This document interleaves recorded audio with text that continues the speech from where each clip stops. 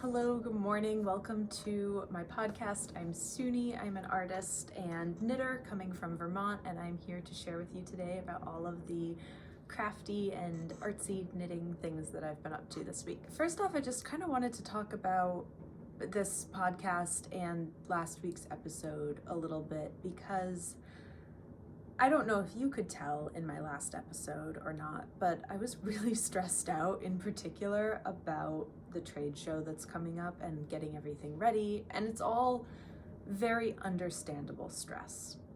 You know, I'm putting together a show that I've never gone to before. I've never done a trade show before.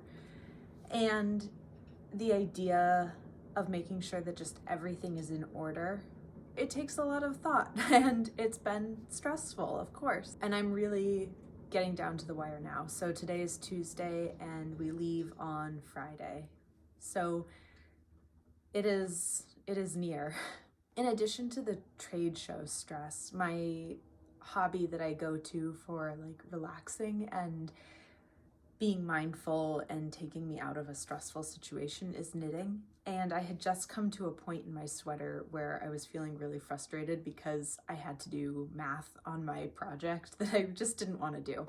And I'll get to that. But this is all to say, I want to be very real and say last week I was really stressed out. And that's fine. I think you're probably going to see me stressed out on this podcast, and you may or may not be able to tell, but I want to be honest because I'm doing something that's a little bit out of the norm in running my own art business, and I would just want to be realistic about what that is. And emotionally, that is sometimes very rocky for me, but it's also incredibly joyful and wonderful. So we hold both. All right. So since last week's stress, some of what was coming up is that I still had yet to order all of my marketing materials. Some of my product hadn't arrived yet. I was still working on finishing the background display, and there were just a lot of things that hadn't quite landed yet. And since then, a few of those things have landed. So I'm feeling in a much better headspace all in all, and I'm gonna share with you the progress. All right, so first up, I don't even know where to start. I'm excited about several things that I'm looking at. I'll start with the backdrop because that's what I've been talking about.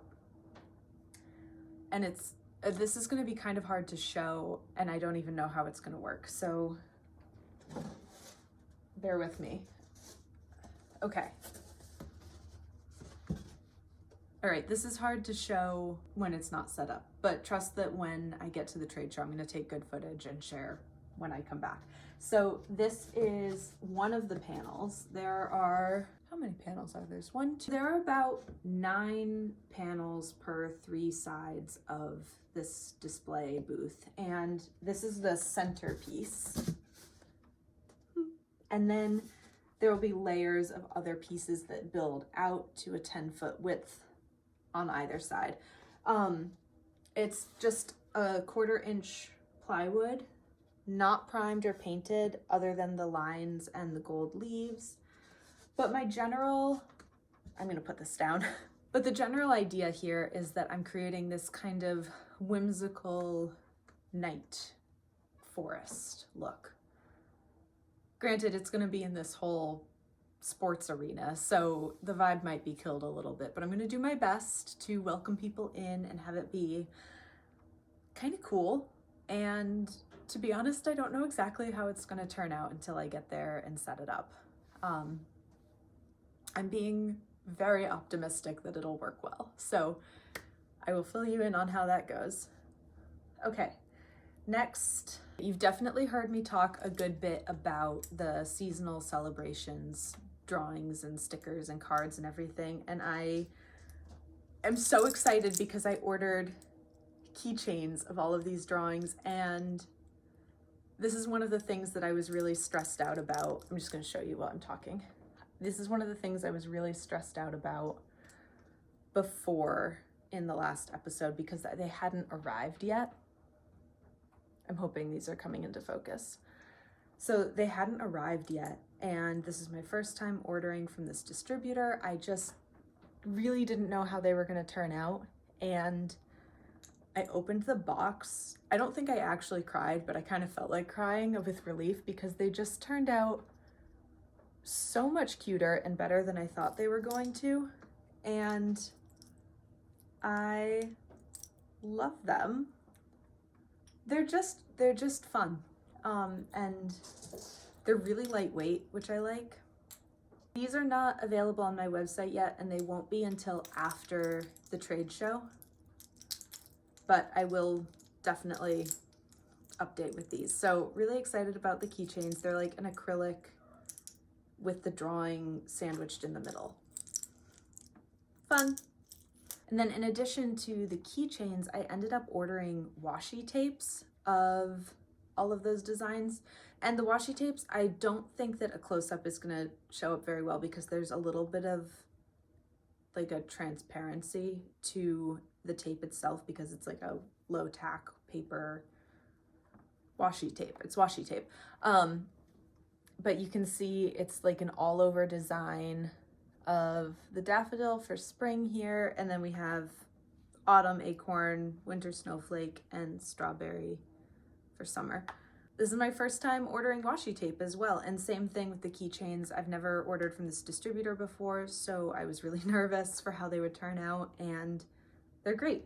I also ordered 2 other designs. This one will be really hard to see, but it's this harpy owl creature that I painted out of walnut ink, and then I did a whole series of these, and then I've kind of matched them up all along the tape, and that one's pretty cool as well, but definitely hard to see with the layers, and it's a little bit darker. The last one is I used my mothy inspiration here for this one. This one you might, if I get myself out of the camera, maybe it'll, I'm just gonna rip a piece and put it on my hand so you can see, because I think that'll show up the best.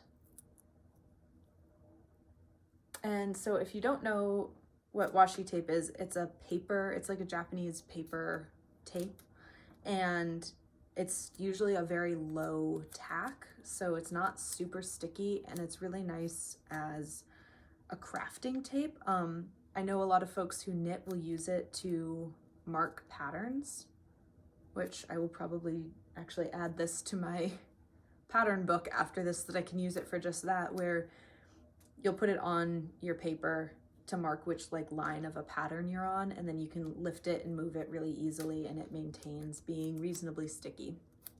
So washi tape, very excited for that. Okay, I'm actually putting it into my book right now. Yeah, so we've got the keychains and the washi tape, which I'm really excited about. It's feeling like it's all coming together. Everything's getting delivered.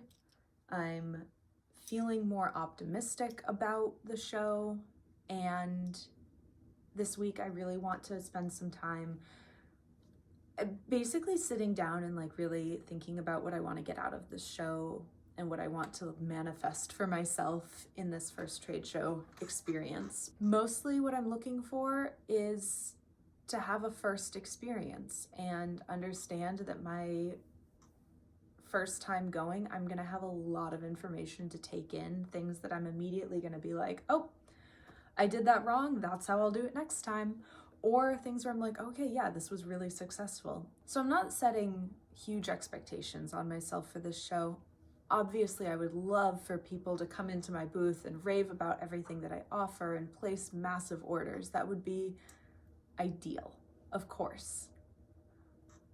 But I'm also really happy with the idea of going and learning and genuinely looking forward to the idea of meeting people and maybe even just getting some emails so that I put more of an emphasis on my email marketing and I improve small portions of my business, like consistent communication over just producing orders. Because sometimes I get caught up in thinking that running my business is just putting product out the door, and it's really not. There's so much that I can be doing, create a space that people want to come and shop from me.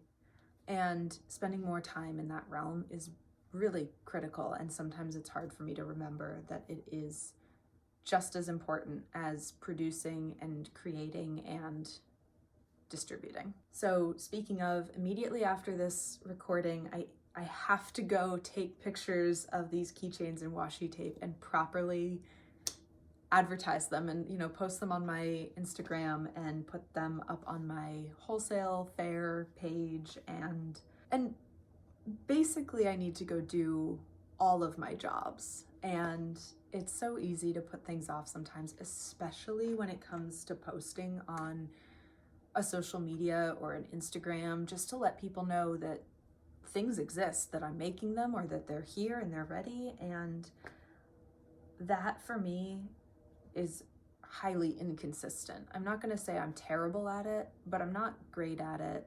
And the thing that would make me feel better about it is consistency. But that's something to be tackled for another day. So for today, I just want to get things posted up on the websites. I mean, I don't know, just look at them. And they make a nice little sound. I don't even know which one I'm gonna put on my keys. Maybe I'll just change them out seasonally. Okay. Oh, one of the things that I wanted to add, basically about why I'm feeling better headed into the trade show this week versus last week, is mostly just that I've taken some time beyond everything sort of falling into place. You know, my orders were delivered, I got confirmations of certain things. I also just decided that I've done enough. I was spending a lot of time thinking about what else I could do to make it better. And I was kind of spiraling, honestly. I was just thinking about every option that I could do and how I could make things better and what else I could buy to make my display better. And I kind of got to a point where I was getting a little frazzled and worked up about it. And then I just decided, you know what, I'm gonna turn the tap off, and I've done enough. And that felt really good. So I suppose with this analogy of like turning the tap off and stopping that a little bit of like neurotic spiraling energy, the waters have calmed a lot. And so at this point, I'm looking forward to the show, and I'm looking forward to getting to go on this business trip that it feels a little bit crazy to be in a position where I'm going on a business trip for my business, and that's pretty cool that I get to do that. So for the rest of the time until we go, I'm still going to be organizing and getting things ready for the show. Like I said, I want to take the pictures and get everything up on the website and organized as best I can. But I'm also going to spend some time to kind of like manifest what I want to get out of this show and bring an energy that is accepting of receiving orders and receiving feedback and receiving information and learning, so that I can address those questions, that incoming information, as best I can, so that when somebody asks me about my creation process, I can be sincere and calm in my delivery. And while all of this might sound a little bit duh, it's harder than you think it is in the moment to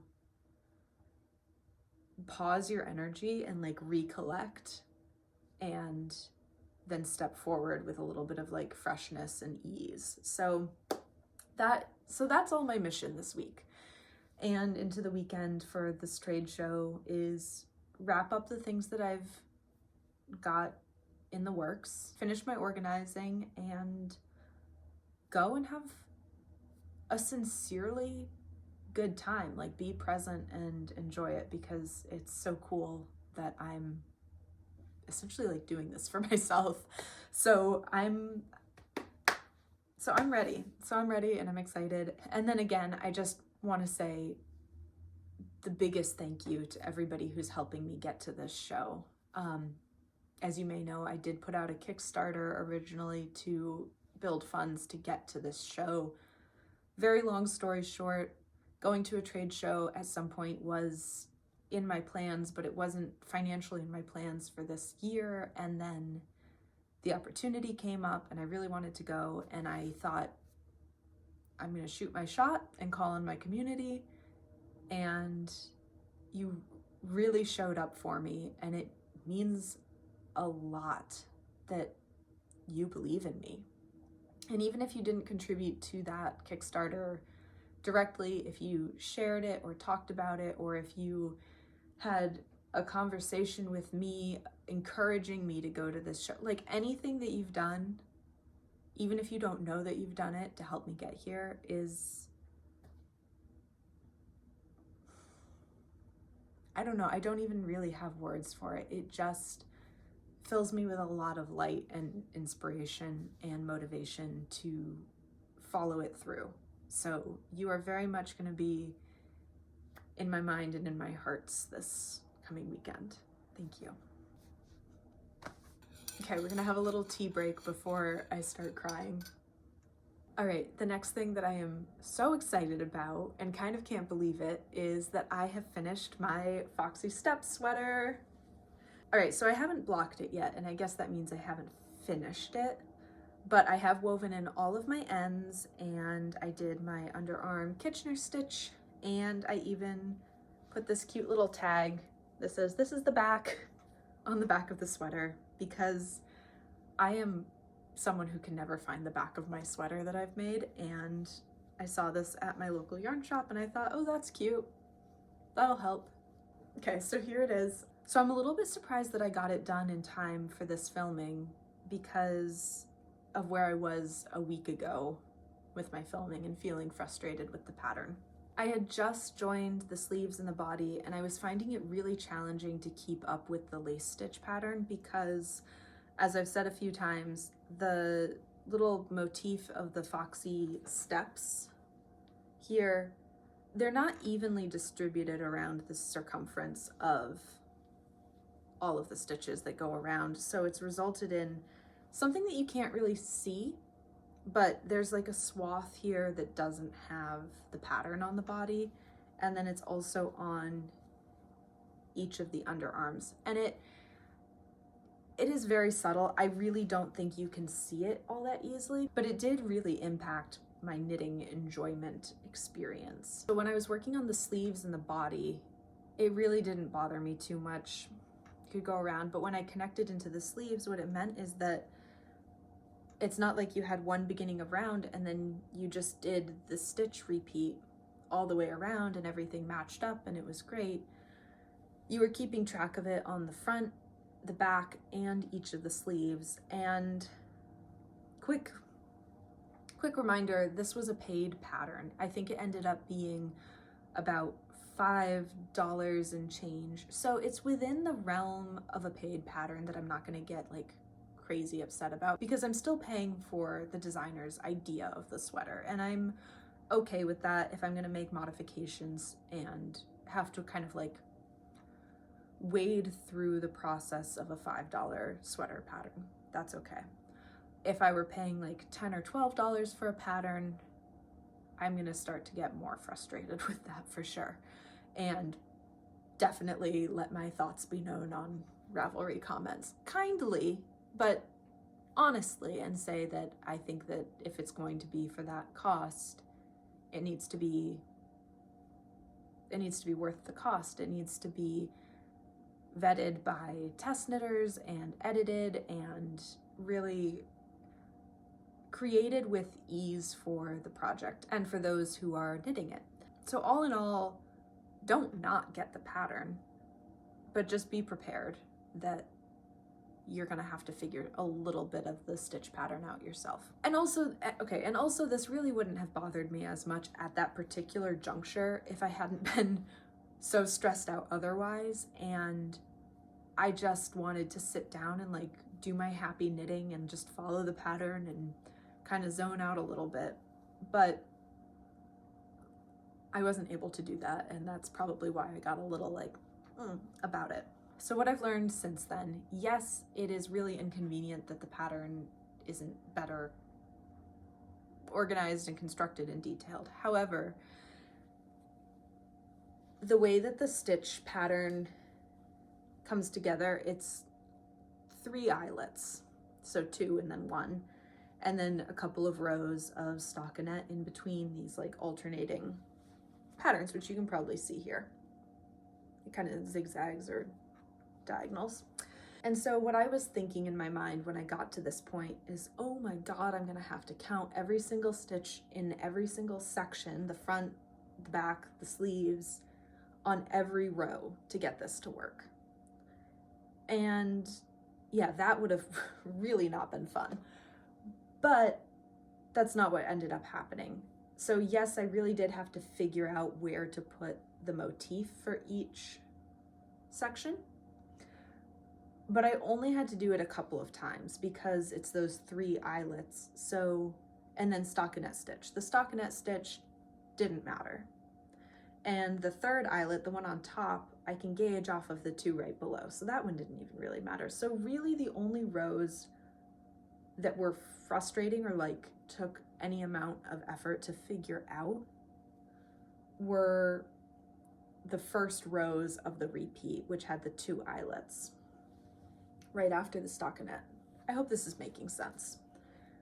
And I haven't blocked this, so it's still a little bit hard to see, but basically this row was a little bit of a challenge, and this row, and that row. And if I count how many times those came up, it was 1, 2, 3, 4, 5 times. So all in all, it's not quite as bad as I thought it was going to be on last week's episode. And once I just got to it, I was able to figure it out. This is gonna be hard to see, but I wanna make one more note about the lace stitch and the way that it aligns, because this could seriously bother you if you get to this point and you're like, oh my God, no. So as you can see, here's my raglan line here, and the stitch pattern for the lace is like pretty close to that raglan line. But if you look over on the other side, it is further away. So that just means that the stitch pattern is ever so slightly this way. It's not symmetrical, it's slightly off center. And I think it's fine. For me, it's fine. I'm excited to wear this. It's a warm sweater that will be good. But if you are somebody who would be very displeased by that, which I would completely understand, maybe not the pattern for you. Modifications that I made to this sweater. I did end up, when I started it, I cropped the sweater by about 3 of the lace stitch repeat patterns. And I just wanted a slightly shorter sweater. I think that a little bit cropped just looks better on my body. I have a pretty short, petite torso, and yeah, it just looks better when things don't fall right at my butt, where it's definitely the widest part of my body. Which reminds me, I do need to add my measurements. I have a friend who's going to take my proper measurements for me, and then I will add those into my bio or link or wherever seems appropriate, but those will come so that you can know what sizes I'm making and how they're fitting. The other modification that I was making is I wanted to readdress the neck a little bit, because I was noticing that the pattern was calling for a very tight neck that was about as wide as a sleeve, and I just didn't want something that close to my neck. And the way that I decided to resolve this without a whole lot of forethought, and I just kind of wung it, is the raglans here, they're decreasing every other row consistently on the body and the sleeves. And that was fine, but I wanted to create a wider neck. So when I got up to about here, here's the start of the collar, and here's where I'm talking about. So about an inch or 2 down, probably 2 inches after I block, I just stopped doing the decreases on the body and the back, and I continued on the sleeve. So it, instead of just being triangular, then it had like a little bit of a, it just had a little bit of like a shoulder to it.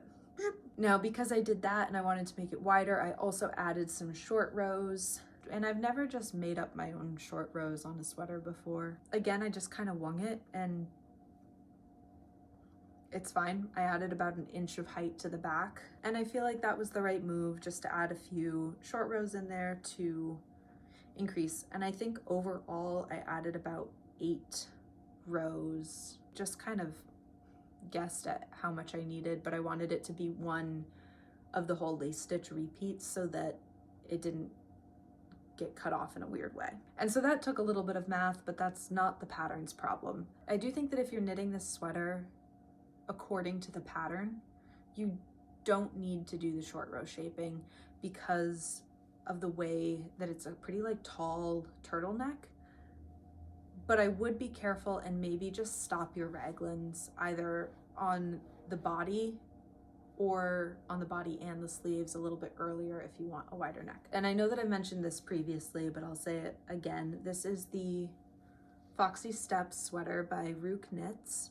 This is knit double held. It's the Plymouth Yarns Surrey Stratus in the colorway light gray, which is this Surrey alpaca. And then the base yarn is Quince & Co. Owl Tweet in the colorway Otis. And it's this gray color. It's a 50% alpaca and 50% wool.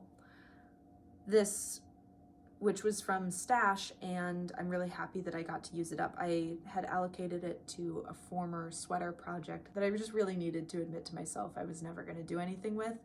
So I ripped it out, and all in all, I'm very pleased that I was able to knit something that I will wear out of that yarn. And for other specs, I knit this on a US 6 needle. I did not do a gauge swatch, but I do know that I'm not a tight knitter. I wouldn't say that I'm an incredibly loose one either, but one of my missions in the next couple weeks here is to like do some proper gauge swatches, just random yarn gauge swatches to figure out, yes, I do tend to knit half a stitch bigger or smaller or whatever it is. And I think that will really elevate my experience as a knitter, just to really have a sense of my own gauge, not even as it pertains to a specific pattern or designer, but to the size yarn and needle that I'm using or I go to, because I do tend to just kind of pick up yarn and needles and make something every once in a while.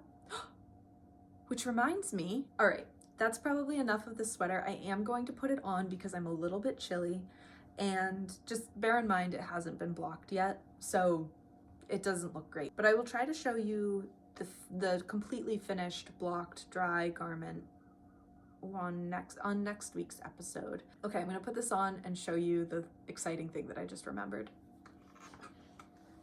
Okay, I just went and put the sweater on and I thought, oh, it looks really silly. You don't want to see that. And then I came back over and realized that no, this is a knitting podcast. You probably actually do want to see what a garment looks like unblocked and how it's fitting. So I will put it on for you now. It's so easy to get caught up into this idea of like things really need to be presented in a perfect way, especially on the internet, and like no one wants to see your perfect life on the internet. I don't really want to see your perfect life on the internet. I kind of want to see like how it's actually going. So hopefully you do too. Anyway, so this is the neck, and I think we know that when I block it, it's going to relax and be generally better. But here's how it's looking. So it is wider, like I wanted it to be. It isn't quite as tight, and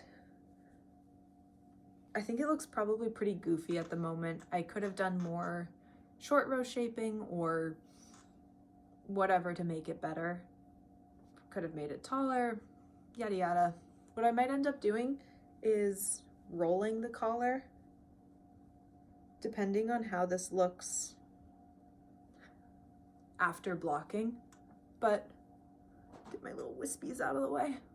But I kind of like the look of it rolled as well, or at least I did in the mirror. I can't see how this is looking right now, but a little more open away from my neck, because as I did mention, this yarn has a bit of a scratch to it. and I have a very sensitive neck. And that really doesn't bother my arms too much, especially with how loose these sleeves are. But around my neck, I will break out with this rash. So it's nice to have it just away. And this open neck, I won't feel claustrophobic, and I think it's gonna be a great warm house or running out sweater. Okay, so here it is. And now I get to show you something else that I finished that I'd forgotten about. I finished my fingerless mittens. These are the fingerless mittens that I was sharing in my every work in progress project video that I kicked everything off with. And at the time I had one done, and I just finished the second one. So this is knit in the Juniper Moon Farm alpaca in their chunky weight. I believe I knit these on US 8s. I don't have an official pattern for them, but I make them all the time, especially for gifts. They knit up so quick. I think I had the cuff done on this one, and then I finished it in the matter of hours at work.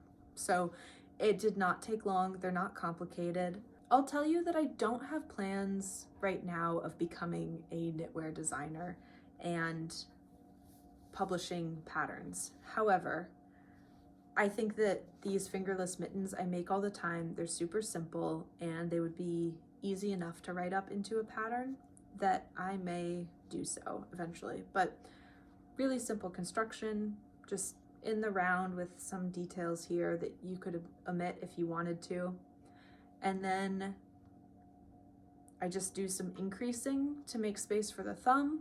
You hold the stitches, knit in the round again, and then pick up the thumb and just add a little bit of length there. These ones are quite long and chunky because I have another pair of fingerless mittens that I knit myself years ago that I'll show you eventually. Actually, I can't find them right now, and I'm a little heartbroken about it. They're quite thin and much shorter, and they're better for warmer days, but these are going to be excellent for really cold days where I just need to like mainly keep my pinky warm but use my fingers. So these are done. That's one of my whips taken care of. I don't remember my colorway for this yarn, and I don't remember the actual name of the yarn, but it's the chunky weight Juniper Moon alpaca. It may be called Patagonia, but I would have to check. Let me show it to you closer.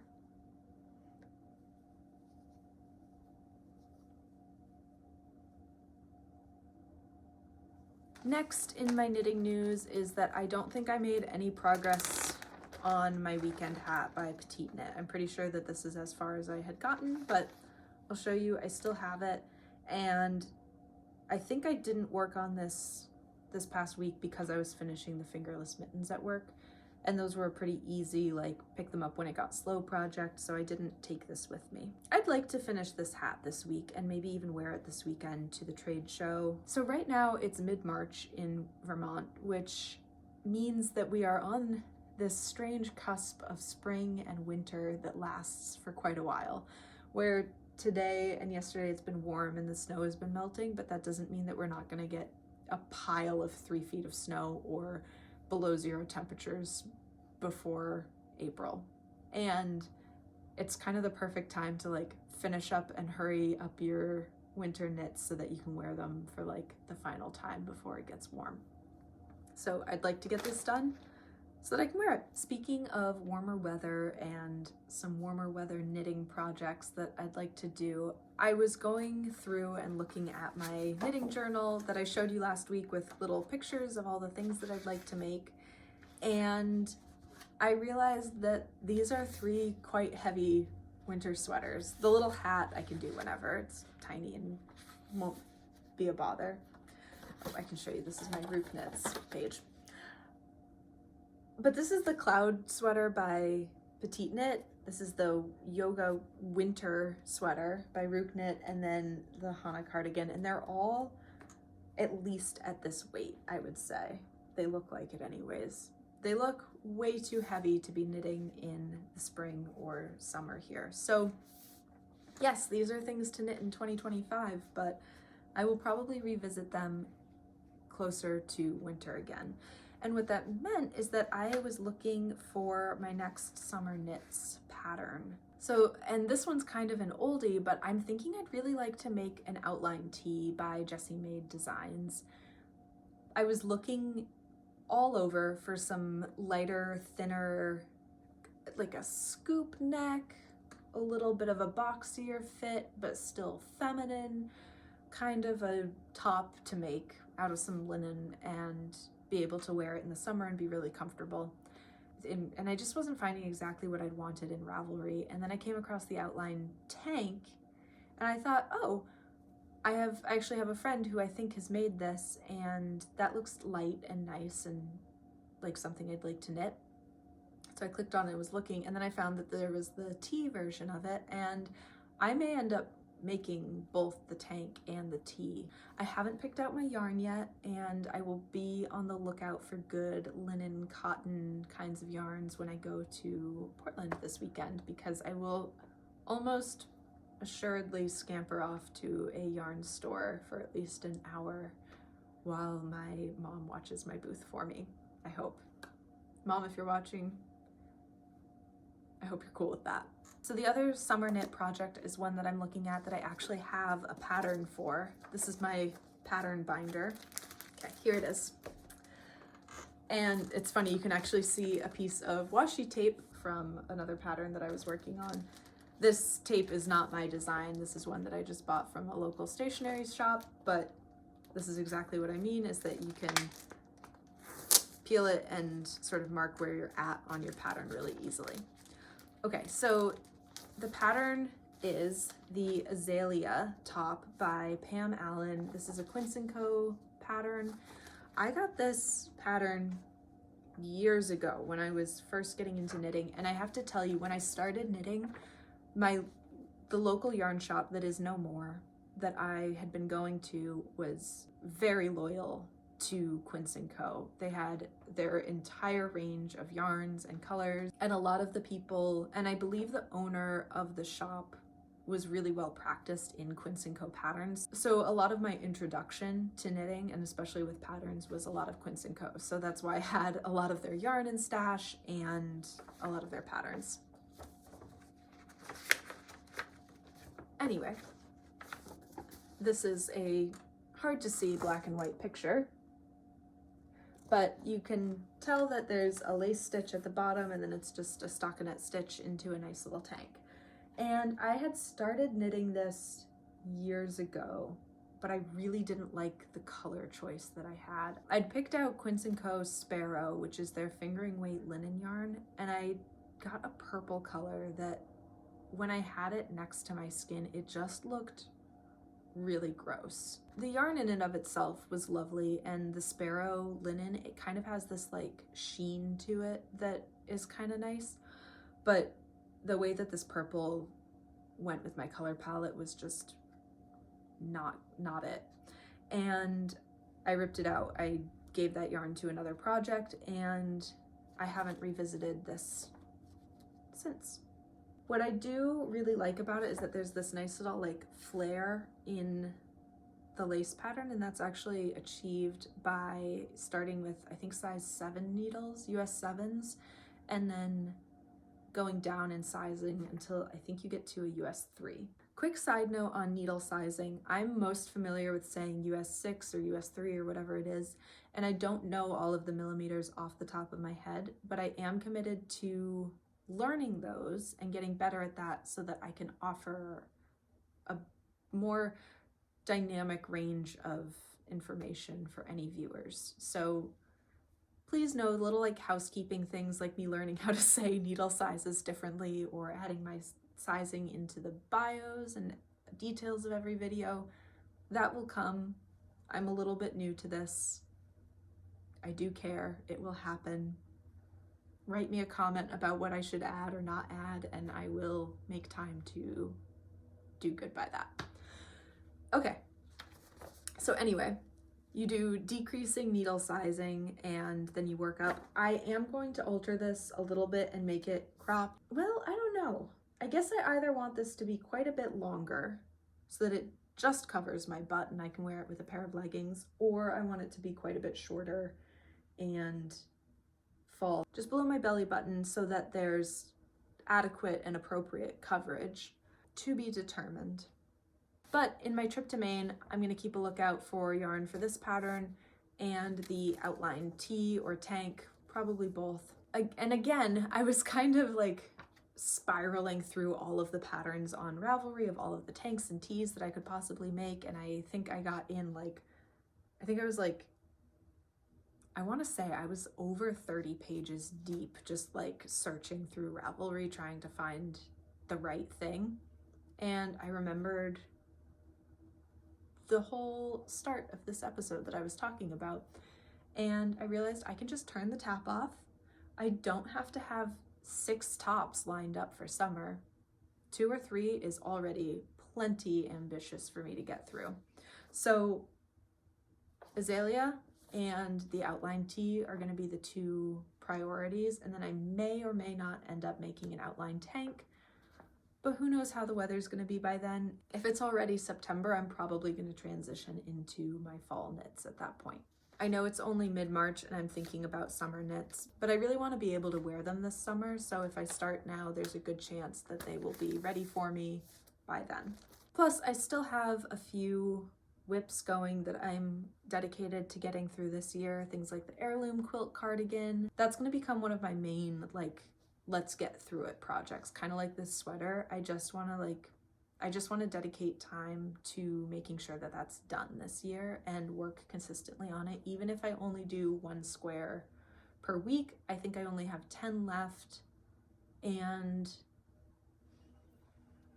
so that's roughly 2.5 months. That gets me to June or July. Then I have to seam it all together, and I'd be wearing it by the start of fall, which is my goal. If not, have it as sort of a cozy, cooler summer night cardigan. And for that cardigan, I don't actually know yet what its temperature place in my wardrobe is going to be. I know that this is going to be a very cozy, warm winter sweater. Whereas the cardigan that I'm making, even though it is out of wool, it's a double-held fingering wool. So it will absolutely have warmth, but it's quite oversized, and I feel like it's going to be something that's a little bit more transitional as opposed to the dead of winter. The other work in progress that I really just want to get taken care of and off my needles or off the cord that it's been sitting on is the palmetto shawl that I showed in the first episode. Here it is here. And I had talked about how I was just going to kind of give up with where I'm at on it and turn it into more of a scarf, a smaller scarf wrap rather than a full shawl. And again, this is half of what the border length should be. But I do think that I can elongate it and sort of just stitch across, and the ends might get a little bit weird, but I'm fairly confident that I can make something wrappable and wearable. It's so soft and it's such a beautiful color. It's really not my color, so this is destined to become a gift for somebody. But I'm also pleased with the idea of just getting it off of my needles and moving on to something new. So I do think that I'm going to take this with me to Maine, and my loose plan is that before I cast on the azalea or the outline tee, whichever one I end up doing first, I want to get this one taken care of and off the cord because it's fairly small and it's soft, pleasant yarn to work with. And I have the heirloom cardigan to keep me going as well if I get a little bit bogged down by this project. So I had also shared in my first episode showing you all of my whips that I'm working on this forge cabled watch cap, and I didn't do a gauge swatch, and it's just turning out way too big. And I think in the first video I was saying that I would just go through and felt after I was done and see how that shrank it for me. But I'm assuming that I would lose a lot of the cable definition. So I really do like this hat, and it's one that I actually have knit previously for my dad in the suggested yarn, which is the Shelter by Brooklyn Tweed. And it knit up so differently. And Shelter as a yarn, I'm gonna say it's actually not my favorite yarn. I found it to be very like linty and breakable and really not my favorite to work with. Even though they have great colors and the texture of it's kind of cool, I just wouldn't trust anything hard wearing made out of it. Maybe you have a totally different experience with it, but my thoughts on it were like, wow, this breaks easily. Anyway, so this I'm knitting in the Queensland Kathmandu. It's the colorway Cabernet, and I just think that it's the wrong yarn. It's too big. It's an Aran weight yarn that I thought I could get away with knitting for this worsted weight pattern, and I'm using the needle size that's recommended, but again, I didn't do a gauge swatch, and I tend to be a slightly looser knitter. So what I'm thinking about doing is just pulling this hat out because I think it's too big to wear. Yet I've made so much progress on this that it feels kind of wrong to just frog it and give up. I do really like this yarn, and I was looking at some other patterns that call for Aran weight yarn that I think I could use this for. I think it's the Lumi sweater by Sari Nordland, maybe. If I'm getting that wrong, sorry, but I think that that's the one. But I was just thinking how lovely it would be if I used this and another color to create the color work pattern and then the sweater, because this is really soft and nice. It's a merino silk and cashmere tweed, and this would make a really nice sweater. So I think I'm gonna pull this out. I haven't quite decided. What do you think? Tell me what you think I should do, because here are my options. You tell me what you think I should do, or if you have another suggestion. Option one is just to finish it as is and see if it fits okay, and if it doesn't, do some felting and like tighten it up a little bit, which could end up looking cool. I just don't know. And then my second option, I feel like, is just to frog it and use the same yarn, but do a proper gauge swatch and use smaller needles. These are US 8s or 5mm, which I can read right here. And I might even go down to a US 6, and what would that be, 4mm? Maybe a 7? I would have to play with it and figure it out. So I can pull this out and remake the hat, same yarn, same idea, just different needles, and maybe like really try to crank it into tightness a little bit more. Or I can just completely frog it and use the yarn for something else. So what do you think? Any other suggestions are welcome. All right, that is everything I have today, I'm thinking. I have some nice light, so I'm gonna go photograph all the products that I need to get up on the website, and then I'm gonna block my sweater, and hopefully in my next episode I can show you how that turns out, and I'll also be telling you how the trade show went. Otherwise, thank you so much for joining me. I hope that you got some time to work on your projects. Maybe you were knitting as I was chatting along, and I really appreciate you being here. So please feel free to leave any comments. You can subscribe and like the video if you'd like. I will see you next time after the trade show.